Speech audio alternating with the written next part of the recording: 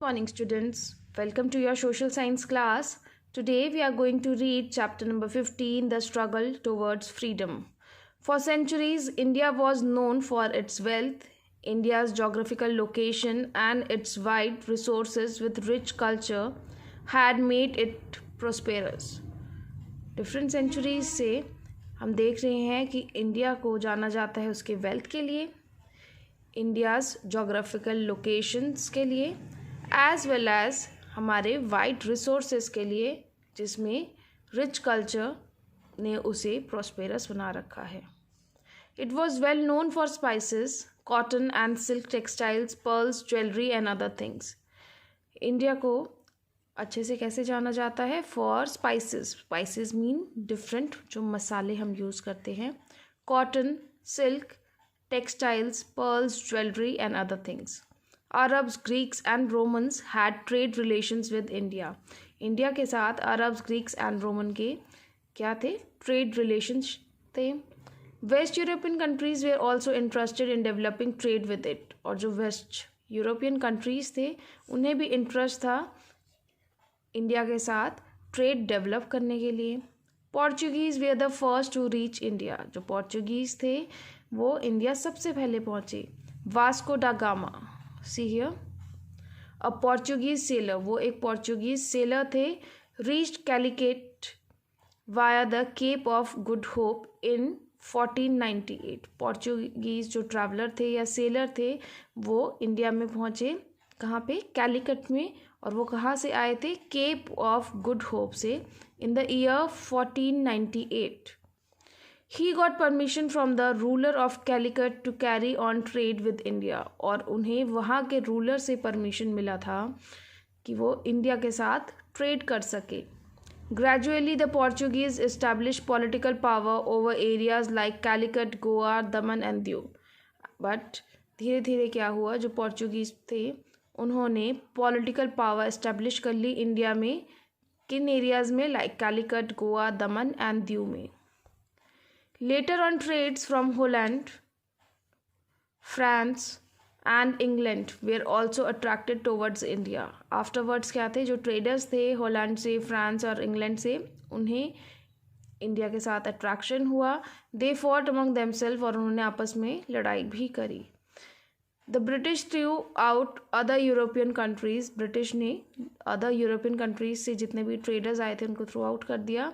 In England a small group of 100 English merchants form the East India company in 1600 AD.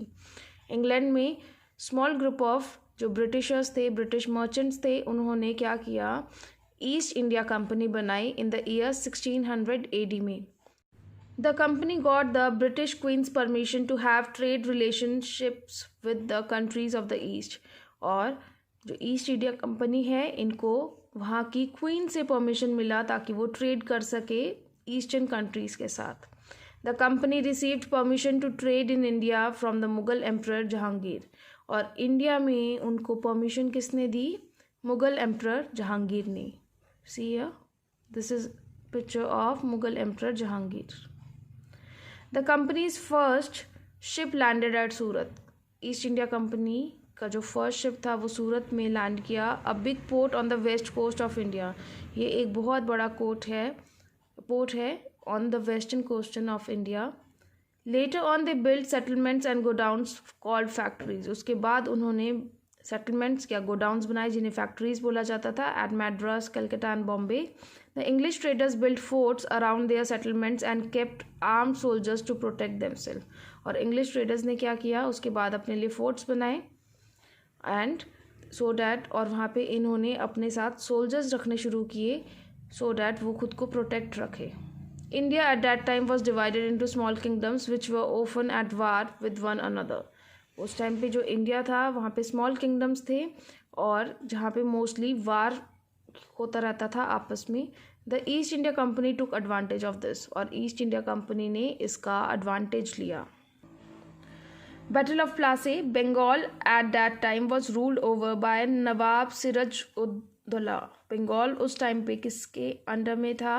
Nawab Siraj ud-Daulah he was upset by the activities of British, वो बहुत ही ज़्यादा upset थे British की activities से. He saw danger to his throne, और उनको समझ आ गया था कि उनका थ्रोन जो है डेंजर में है. He asked the British to remove their armies and guns from the fort at Calcutta, और उन्होंने ब्रिटिशर्स को बोला था कि वो अपने आर्मीज़ और गन्स को फोर्ट ऑफ कैलकटा से रिमूव करें.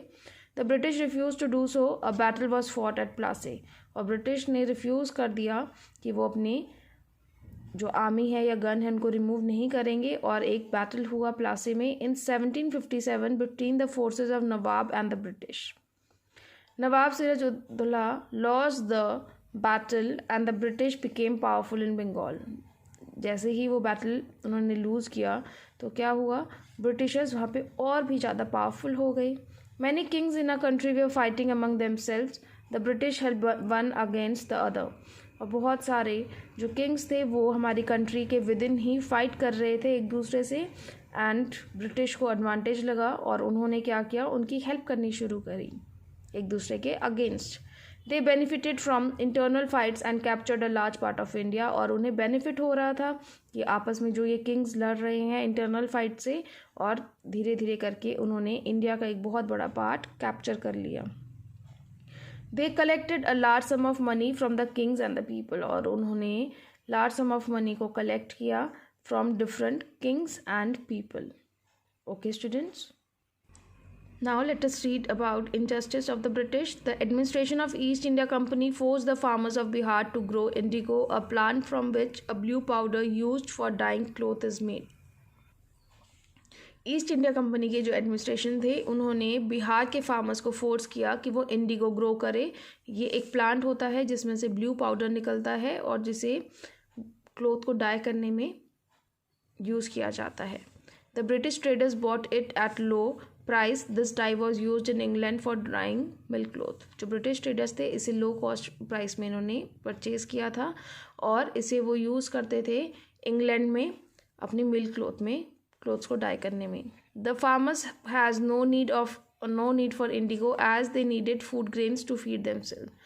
जो फार्मर्स थे उनको इंडिगो की रिक्वायरमेंट तो नहीं थी बट उन्हें फूड ग्रेन्स की रिक्वायरमेंट थी खुद को फीड करने के लिए. They were forced to sell indigo to the British at low price, and because of that उन्हें फोर्स किया जाता था इंडिगो को सेल करने में ब्रिटिशर्स को लो प्राइस में. Thus the Indian farmers became poor under the British rule, और इंडियन फार्मर्स बिल्कुल पुअर हो गए ब्रिटिश रूल में. Even the cotton and silk textiles weavers were compelled to sell the cloth at very low price. जो cotton और silk textiles के weavers थे उनको भी कंपेल मीन्स फोर्स किया गया कि वो अपने क्लोथ को सेल करे लो प्राइस में. The Indian cottage industry also became the victim of British greed, और जो इंडियन कॉटेज इंडस्ट्री है वो भी विक्टिम बनी ब्रिटिश ग्रीड की. Britain did not grow cotton due to cold climate, but they had big cotton textile mills which required cotton. Britain में cotton grow नहीं करता था क्योंकि वहाँ पे जो क्लाइमेट है बहुत ही कोल्ड था, बट वहाँ पे बिग कॉटन टेक्सटाइल्स मिल्स थी जिनको कॉटन की रिक्वायरमेंट होती थी. So cotton was bought from here at low price and send to Britain. यहाँ से परचेज करके लो प्राइस में वो ब्रिटेन में उसको सेल करते थे. In return cotton cloth was ship back to India and sold in Indian market. और इसके रिटर्न में क्या होता था, जो कॉटन क्लोथ है बिकॉज ये इंडिया में सबसे ज़्यादा पहना जाता है तो इसे इंडिया में शिप बैक किया जाता था और इंडियन मार्केट्स में ही सेल किया जाता था. The Indians had to buy this cloth at high prices. The British did not allow Indians to start their own mills और फैक्ट्रीज. और इंडियंस को वो क्लोथ जो कॉटन क्लोथ उसे हाई प्राइस पे परचेज़ करना पड़ता था, और जो ब्रिटिशर्स थे उन्होंने किसी भी इंडियन को अपना मिल या फैक्ट्री स्टार्ट करने की परमिशन नहीं दी थी. Under such conditions the farmers, artisans and even the traders become unhappy. And because ऐसी कंडीशन में जो फार्मर्स, आर्टिशंस और ट्रेडर्स थे वो बहुत ही अनहैप्पी थे. द किंग्स एंड नवाब्स वे आर डिससेटिस्फाइड. जो किंग्स और नवाब्स थे वो सेटिस्फाइड नहीं थे. They were treated badly and many lost their kingdoms. उन्हें बहुत ही गलत वे से ट्रीट किया जाता था और मोस्टली सभी अपना किंगडम लूज़ कर चुके थे.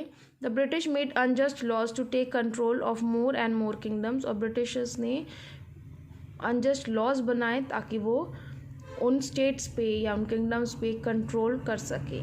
One such law was doctrine of lapse. ये एक लॉ बनाया गया था डॉक्ट्रिन ऑफ लैप्स. ये किसने बनाया था, लॉर्ड डलहौजी ने. which said that if king died without a child, his kingdom was taken over by the British. कि अगर king without a child वो सर्वाइव नहीं करते या डाई हो जाते हैं तो जो उनका किंगडम था वो ब्रिटिश ओवरटेक करेगी. The ruler of Jhansi died. जो रूलर थे झांसी के वो एक्सपायर हो गए. The British decided not to allow his adopted son to become the next ruler. But Britishers ने क्या किया, उनके अडॉप्टेड सन को रूलर बनने नहीं दिया. They wanted to take over the kingdom under British rule. और वो चाहते थे कि उस किंगडम को ब्रिटिश रूल के अंडर ले आए. People in general they are unhappy with the unjust and greedy ways of the British. People generally unhappy थे बिकॉज वो जस्टिफाई नहीं कर रहे थे जो ब्रिटिशर्स थे उनके साथ. एंड जो उनके ग्रीडी वेज थे ब्रिटिशर्स के वो भी सभी को दिख रहा था. Most of the Indian in almost every walk of life loss their livelihood. India में मोस्टली सभी ने अपना लाइवलीहुड या वे ऑफ अर्निंग को लूज़ कर दिया था तब तक. The ज़मींदारी system has made the lives of farmers miserable. और जो ज़मींदारी सिस्टम उन्होंने लगाया था, जो रूल्स बनाए थे ज़मींदारी सिस्टम में, उससे जो फार्मर्स की लाइफ थी बहुत ही मिजरेबल हो गई थी. The king and princes lost their power. King और प्रिंसेस के पावर भी चले गए थे. The Indian soldiers were paid less than the British soldiers. और जो इंडियन सोल्जर्स थे उन्हें बहुत ही लेस अमाउंट पे किया जाता था than the British soldiers. So this was all about what happened in our India because of Britishers. So read it properly. Okay, students. Thank you and goodbye.